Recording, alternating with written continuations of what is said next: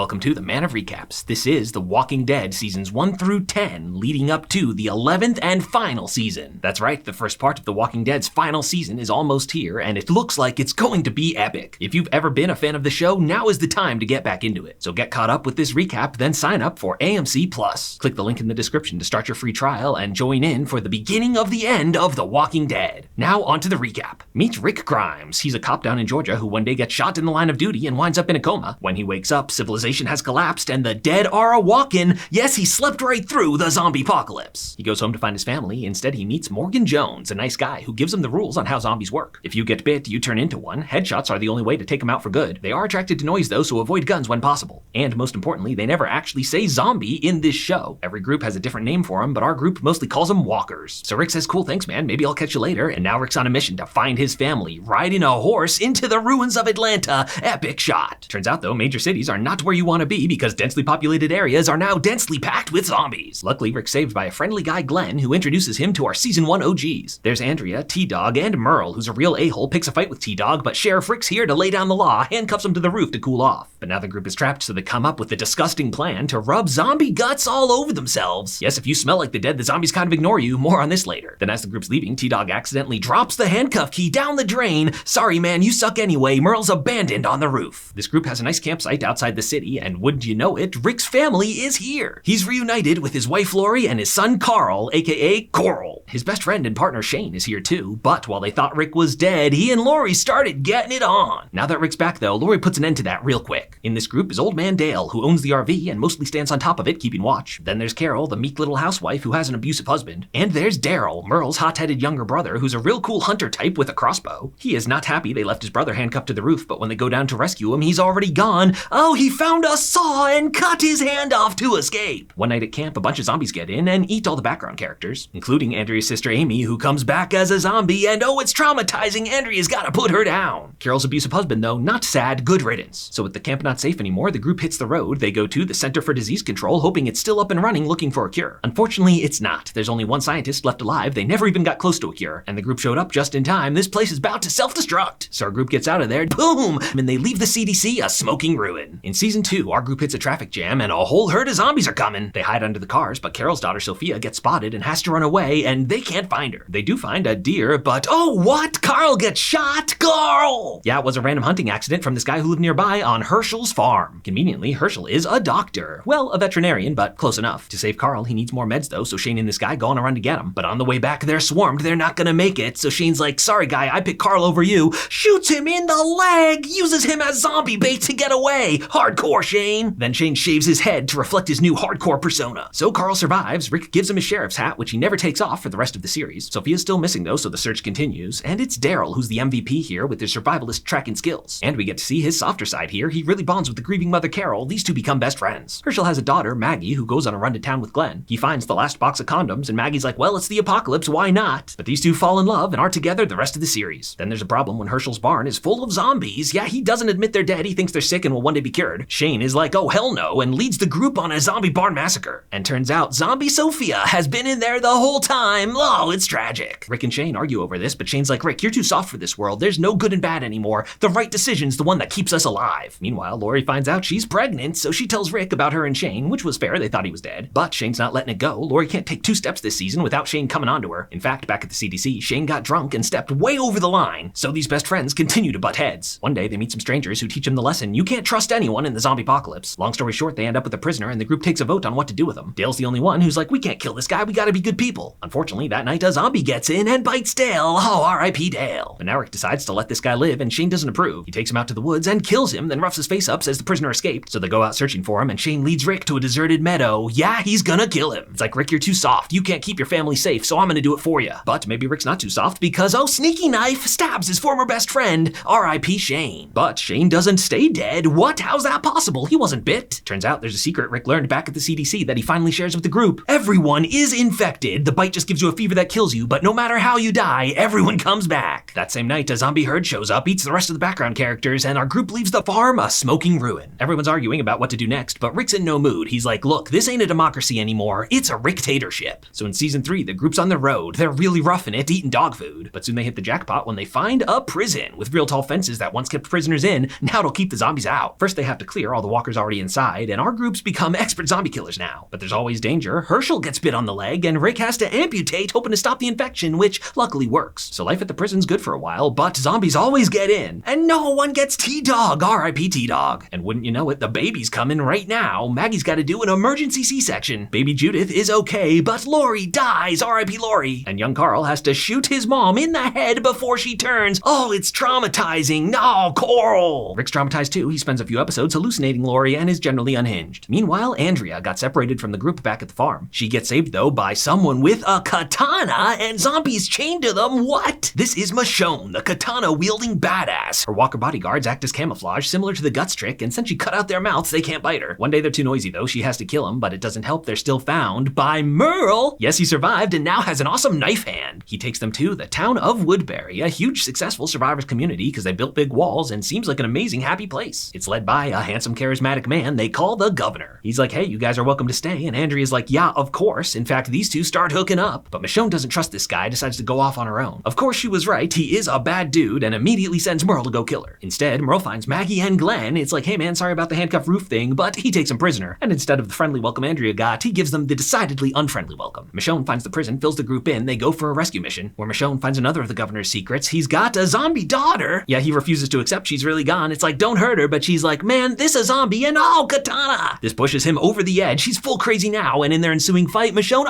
stabs him in the eye. That's okay though, he gets to wear an eye patch now, which just makes him look cooler. Merle tries to join our crew, but no one wants him there except his brother Daryl. To earn his keep, Merle goes on a solo assassination mission, but he misses the governor, and the governor does not miss. So when Daryl arrives, he finds zombie Merle. You were a bad guy, but still my brother, R.I.P. Merle. And one episode, Morgan is back, but he's crazy now, tries to kill everyone on sight. So now the governor's right into war, busts in there, guns blazing, but our group's ready for him and manages to chase him off. The governor's like, hey, you cowards, turn back and fight, but they're like, wait, we're not soldiers, we're just civilians, but he's crazy and mows them all down. Also, he found out Andrea betrayed him, left her there with the zombie, so when the group gets there, she's bit, R.I.P. Andrea. So in season 4, the group takes in all the Woodbury survivors, most notably Tyrese and his sister Sasha. We learn the 3 interview questions to see if you can join the group, how many walkers you killed, how many people you killed, and why. Rick's trying to get some farming going, but when a pig gets sick, some people catch the pig flu. When Tyrese goes to visit his girlfriend in quarantine, someone has killed her. And the killer is Carol, who hoped to stop the spread. Yes, Carol is no longer the meek housewife we knew. She's a hardened survivor, secretly teaching the kids to use knives. She's like, look, Rick, I did what had to be done for the good of the group, but Rick's like, yo, that wasn't your call to make. You are banished. And it didn't work anyway. The sickness spreads. All the rest of the extras die. Luckily, our main characters all make it. But now there's a new threat because the governor is back. After the battle, he went home and left Woodbury a smoking ruin. He wandered the earth, grew a depression beard, met some sisters who had a daughter that renewed his will to live, ended up in a new camp that notably had a tank, so he decided he should be in charge. He took the tank and some hostages over to the prison, and to show he means business, beheaded Hershel. No, R.I.P. Hershel. So it's governor fight round 2, tank boogaloo. Daryl busts out his sick Call of Duty skills, takes out the tank no problem. And the governor, katana through the chest. Governor is defeated. So our group survives, but they're all split up, and they've left the prison a smoking ruin. Rick's out of commish for a while, and with no dad rules, Carl eats a whole tub of pudding. But when Rick's back in action, he's not messing around. He's kill you first, ask questions later. Shane would be proud. In fact, it's right here when Rick puts on his famous murder jacket, so named because he becomes a feral beast who bites people's necks out. Tyrese made it out with baby Judith and meets up with some more kids and Carol, who decides not to tell him she killed his girlfriend. They find a map to Terminus, which claims to be a safe place. Unfortunately, though, one of these girls is crazy and thinks zombies are friends. In fact, she kills her sister so she can have a fun sister zombie friend. Oh god, what do you do here? And it's the famous scene, look at the flowers, as Carol puts her down. Daryl winds up with Beth, who is Maggie's younger sister. She tried to kill herself in season 2, but now she's a hardened survivor. So far though, she's been a bit of a background character, mostly just holds Judith while Rick's busy. She and Daryl find some moonshine, so they get drunk and have a big fight, then have a good cry, then burn their house down,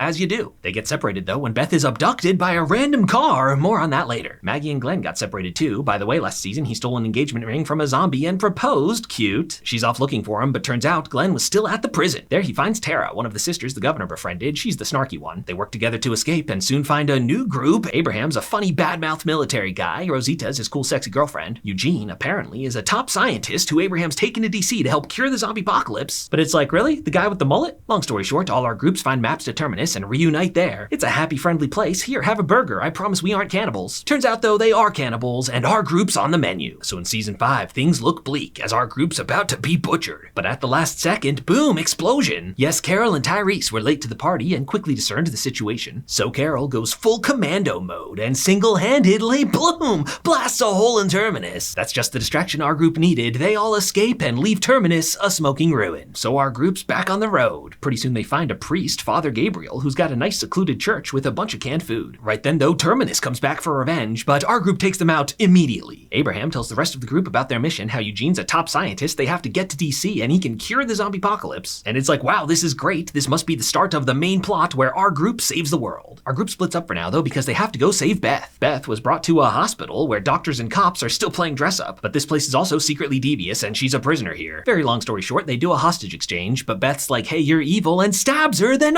gets shot in the head. No, they were so close. R.I.P. Beth. The DC mission's also a failure. They immediately run into car trouble, and pretty soon Eugene is forced to admit he's not actually a top scientist. He's just a regular nerd who, when he saw this big beefy guy, used a bunch of big words to convince him to be his bodyguard. That's right, curing the zombie apocalypse is not where this show's going. The zombies are here to stay. So now our group has no clear destination. They try this one neighborhood where Tyrese gets bit. No! They try to amputate, but it was too late. R.I.P. Tyrese. And now our group has hit rock bottom. No vehicles, no food or water, wandering the earth without purpose or direction. The imagery of this shot exposes the duality of the title, The Walking Dead, referring not just to the reanimated corpses, but to our survivors themselves. And in case you didn't pick up on that, Rick says it 5 minutes later. But now we meet a stranger. Who's this nerdy Justin Timberlake looking guy? He's like, hey guys, my name's Aaron. You can come join my nice safe community. But it's like, no offense, bub, the last people who said that tried to eat us. But the group's gotta check it out, and so we've made it to Alexandria. It's an upscale Virginia neighborhood that's been totally unscathed because right at the beginning they built giant walls. And it's not run by cannibals or an unhinged megalomaniac. The leader is this nice woman, Deanna. She videotapes Rick to document his sexy apocalypse beard. Because this place was designed to be self-sustaining, it runs on its own grid, they've got power and water. So yeah, nothing devious here, just people that got really lucky. Rick's like, hey, they're all soft. If we don't like how they do things, we'll just take it from them. They had to turn in all their guns, but Carol puts on an act as the meek housewife again, bakes cookies for everyone, so no one suspects her of unlocking the armory and stealing some back. Carl's a teenager now, and he meets a teenage girl, Enid. She came in from the outside too, and is also having trouble adjusting. She has a motto, JSS, just survive somehow. And so naturally, these two form a romance. Rick gets a love interest too, but turns out she has an abusive husband, but Rick's not standing for that. He's gonna murder this guy in the town square. Deanna's like, whoa, Rick, we don't do that here, but Rick pulls out a gun and gives an unhinged rant about how they're all too soft. Shane would be proud. So Michonne knocks him out for his own good. So Deanna wants to kick Rick out, but Father Gabriel doesn't understand how locks work. So zombies get in, but Rick saves the day like, hey, you guys need me. Just then, randomly, Morgan is back. He's a pacifist now who's taken a vow never to kill again, so he fights with a stick, the least lethal of all weapons. So season 6 begins when our group finds a big zombie herd. Luckily, they've got a good plan on how to herd it away from Alexandria. But some loud noises draws the herd right towards it, because Alexandria is under attack by a group of raiders called the Wolf Pack. Rick gets back just in time, but Alexandria is surrounded. Glenn is still out there trapped on a dumpster, but this guy opts for a quick death, and like a douchebag, takes Glenn down with him. No, not Glenn! Oh, R.I.P. Glenn! Just kidding, actually. 5 episodes later, we find out Glenn's okay, he hid under the dumpster. Some more of our crew is still outside. Sasha and Abraham start flirting. In fact, soon they end up together. Abraham dumps Rosita, but for now, they find a rocket launcher. Daryl makes friends with the married couple, Dwight and Sherry, but they're on the run from another bad group and decide to jack his motorcycle and crossbow. At Alexandria, the situation's grim. Rick and family try the old-fashioned guts trick to try to sneak on out of there, but it only works if you act like a zombie, and this kid draws too much attention to himself, gets eaten, and then Rick's girlfriend screams too. Oh! Her other son blames Rick, so Michonne's gotta stab him, but he fires and hits Carl in the eye. Coral! So with the stealth mission a complete failure, it's time for plan B, kill all the zombies. Our group are pros, but they're getting overwhelmed. Luckily, just then the cavalry comes back with a convenient gas truck and a rocket launcher. Luckily, zombies are dumb, they all walk into the fire. And Alexandria is not a smoking ruin, they manage to rebuild. Carl's fine too, he gets to wear an eye patch now, which just makes him look cooler. Rick and Michonne, living as platonic roommates, but one day it's not so platonic, these two get it on, and they're together the rest of the series. So life is good for a bit, and things are quiet. But soon we meet a new character who's a kung fu master. People call him Jesus for obvious reasons. He's a friendly guy, and he's here as an envoy from another survivors community, the Hilltop. They've got a lot of food, but they don't have any guns. And there's a gang who calls themselves the Saviors that are taking half their stuff every week. Rick's like, hey, no sweat, my people are very good at killing, so they go to the Savior outpost and slaughter them all. But soon after, the road is blocked by a couple more Saviors, and turns out every road is blocked by even more Saviors. This gang might be bigger than we thought. Soon our group is surrounded, on their knees in the woods, and it's time to meet the big man himself. It's Negan. He wears a leather jacket and carries a baseball bat Lucille. He's He's a smiley, charismatic type of psychopath, and man, does he love to hear himself talk. He explains he's not going to kill them all, he needs them alive so he can take half their stuff every week. But to make a point, he's got to kill one of them right now. He's gonna pick randomly, and season 6 ends on a cliffhanger. We don't see who it is. But you're watching the recap, you don't have to wait to find out that he picks Abraham. No, R.I.P. Abraham. Daryl's not having this, he tries to fight back, but that's against the rules, and for his insolence, Negan's gonna kill another one.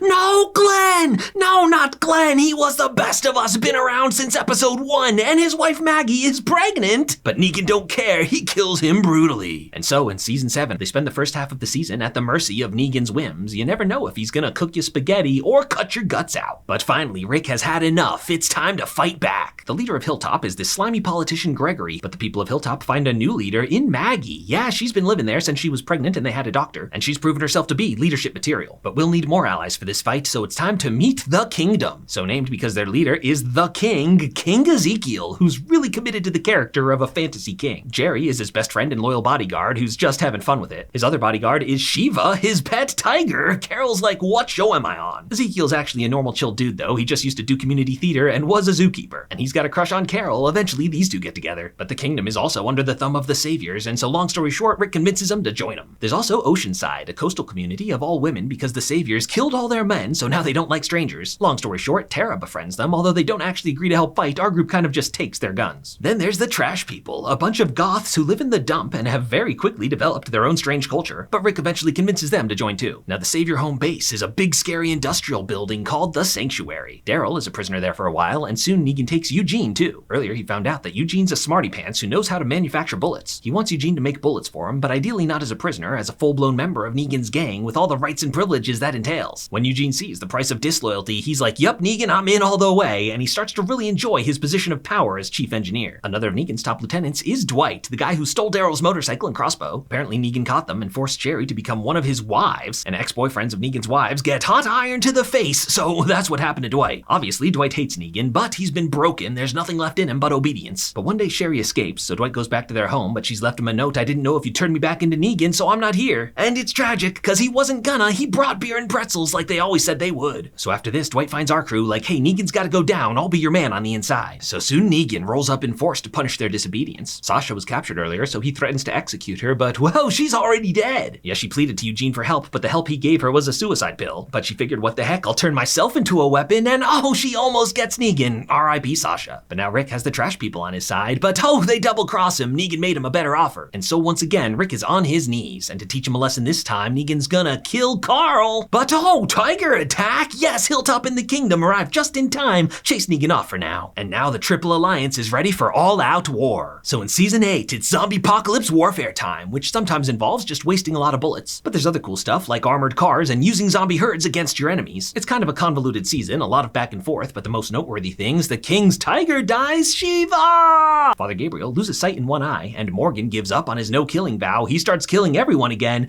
Maybe there's a middle ground there. But the biggest loss of them all is Carl. He got bit. No, Carl! Yes, even though he's a seasoned zombie killer now, it's always dangerous. Sometimes you get bit. R.I.P. Carl. Now they still have Dwight as an inside man, and one day he leaks some plans, but turns out Negan knew he was a traitor and gave him fake plans. So our group walks into an ambush and are totally surrounded. Now the Saviors have plenty of bullets left because Eugene's been manufacturing them, but now at the last battle, they all backfire. Yes, Eugene finally grew a spine and a conscience and saved the day. So our group easily wins the day. Rick has his final showdown with Negan. The question is what to do with the other Saviors, but Rick goes into mercy mode, gives an impassioned speech about how the living need to stick together because the real enemy is the dead. And indeed, many of these Saviors become valued members of the group like this nice guy Alden. In fact, Rick lets Negan live too. Yeah, he sentences him to prison for life to prove that they're the good guys. Morgan renews his vows of nonviolence and decides to cross over to Fear the Walking Dead and become the new main character over there. And Dwight goes back to find that Sherry liked his offering of beer and pretzels. She says, come find me, so they go off to Fear too. So in season 9, the good guys won and the future looks bright. Maggie, though, is not happy that Negan's still alive. She's gonna kill him. But when she sees how much he hates being locked up, she's like, never mind, I'm gonna leave you here to rot. So life in the zombie apocalypse is pretty good now with all the communities working together until the bridge that connects them all finally collapses, so Rick has got to lead a massive construction project. One day, though, Rick runs into some zombie trouble and ends up in a bad situation trying to make it home home, but instead he leads the horde right to the bridge. He's got to stop him from crossing, so the dynamite, he's gonna take the shot.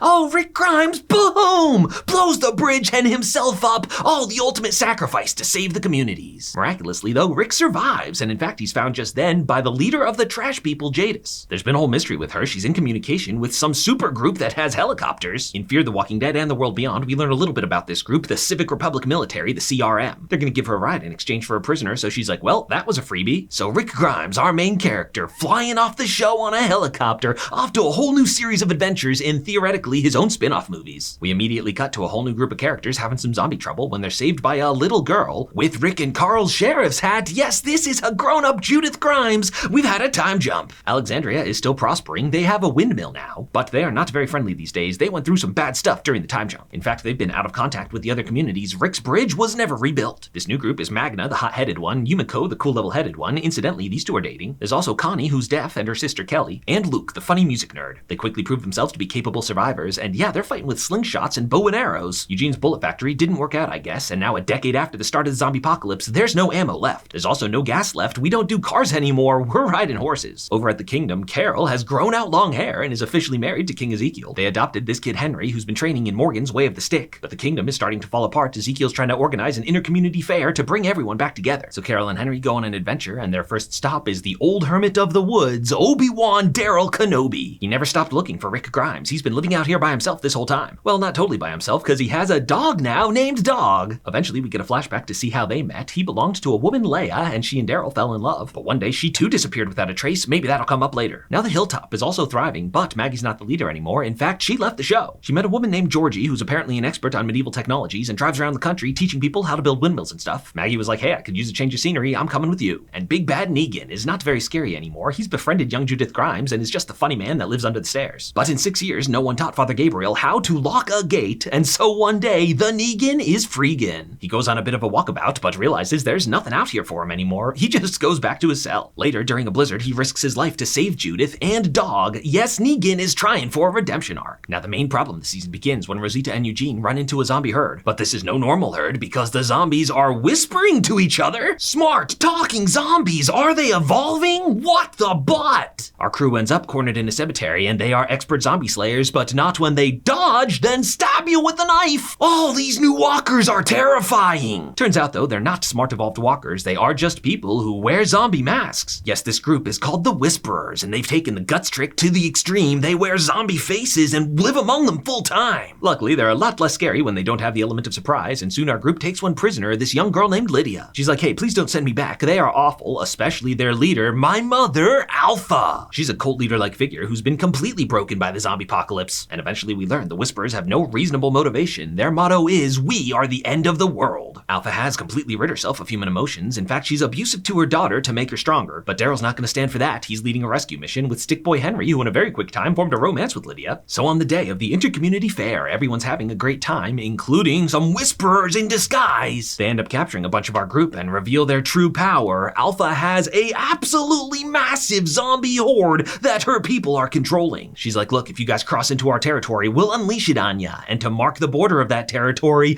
heads on pikes. Yes, Alpha killed like a dozen minor characters in one fell swoop, but also some bigger ones like Enid, yeah, Carl's old girlfriend who's an adult now and started dating nice savior Alden, R.I.P. Enid, and Tara, who's been around for a long time now and grew into the leader of Hilltop, R.I.P. Tara. And say it ain't so, it's Stick Boy Henry. 10-ish years after Carol lost Sophia, she's right back here again. So now in season 10, our group is at the mercy of the Whisperers. For now, they seem to have a Cold War standoff, kind of tense peace. But more bad things start happening. Is this coincidence, or is it the Whisperers leads to unrest in the community? Silence the Whisperers graffiti. A lot of this hate is unfairly directed at Lydia, so she goes to another outcast for advice. It's Negan. Yes, he's allowed out of his cell these days for good behavior, and he really befriends Lydia here, becomes her Uncle Negan. One night, some people try to kill Lydia, but Negan's there to save her. Unfortunately, he pushed this one way too hard and killed her. That definitely violates his parole. The council votes to finally just execute him, but before they can, someone's let him out of his cell. Negan is freegan once again. And now he goes to Alpha, like, hey, they were gonna execute me, let me join you. Although Negan's not a good fit for the Whisperers, this guy really loves to hear himself talk. Back at Alexandria, there's a new baby. Yes, it's Rosita's. She's dating Father Gabriel these days. And somewhere along the line, he became kind of a badass. But Father Gabriel is not the father. It's actually Sadiq, who Rosita was dating before him. He's Alexandria's doctor and a real real good guy, but he's been having PTSD lately because he was with the Whisperers when they beheaded everyone and made him watch. Luckily, a new doctor joined the group, this nice guy Dante, who's here to help out. But when Dante comes to comfort him, he does the tongue click tick, which Sadiq remembers the Whisperer that was holding him down also did. Dante's an undercover Whisperer, and he kills him. R.I.P. Sadiq. One day this season, Michonne meets this guy Virgil, who's like, hey, I've got an island off the coast with a bunch of weapons that can help you fight the Whisperers. But long story short, he has no weapons, he's crazy. But Michonne does find a cell phone that apparently belonged to Rick Grimes, the first clue they've had in all this time. So Michonne says goodbye to her stepdaughter Judith and her and Rick's son, Rick Jr. Oh, so cute. Mama's going back into badass mode to bring your daddy home. And so Michonne leaves the show to go find Rick, which now just leaves BFFs Daryl and Carol as the last two standing from the first 3 seasons. This season, Carol wants revenge on Alpha for killing Henry and makes some pretty reckless moves while trying to kill her. One day she chases Alpha, who leads our group down into a mine shaft where she is hiding her massive zombie horde. Our group finds the exit, but Carol plants some dynamite, which does not destroy the herd, but does trap Magna and Connie. This is sad for Daryl. He and Connie had been really hitting it off. She does make it out by the end of the season, but our group doesn't find her yet. And now finally the time has come. Alpha's unleashing her full horde. Whisperer Negan has quickly risen the ranks. In fact, one day she's like, hey man, wanna bang? He's like, well, it's been a while, I'm in, but tell me you're taking the zombie mask off. And she does not, so yeah, that happens. And now it's time for the Battle of Hilltop. The commander is Aaron. Yeah, remember nerdy Justin Timberlake? Well, he lost a boyfriend, then lost an arm, so he's had a drastic transformation, now with a sexy apocalypse beard and a medieval weapon for an arm. And yeah, without guns, our group goes full Game of Thrones. They're putting up a valiant fight, but the Whisperers make tree sap bombs and leave Hilltop a smoking ruin. After the battle, Alpha finally lets her guard down around Negan, which is just what he was waiting for because Negan,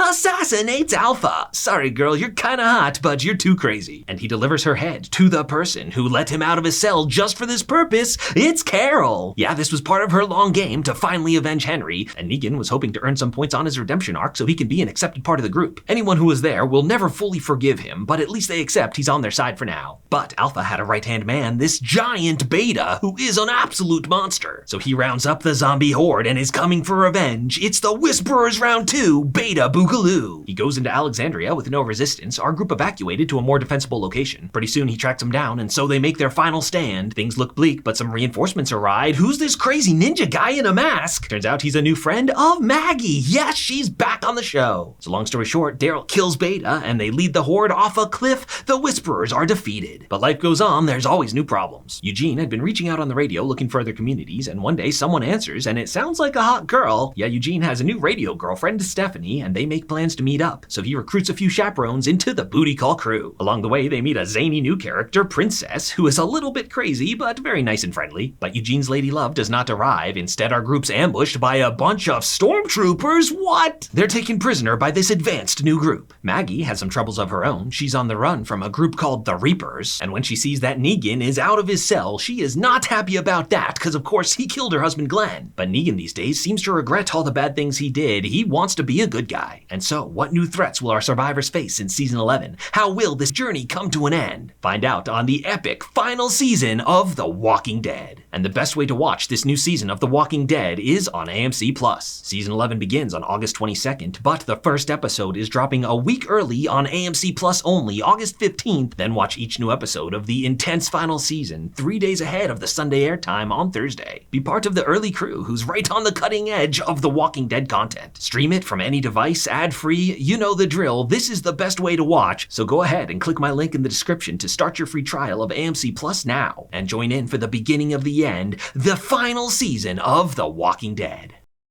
If you like this recap, hit that subscribe button for more of the best recaps of TV and movies. And if you loved this recap, check out the join button and support the channel as a member.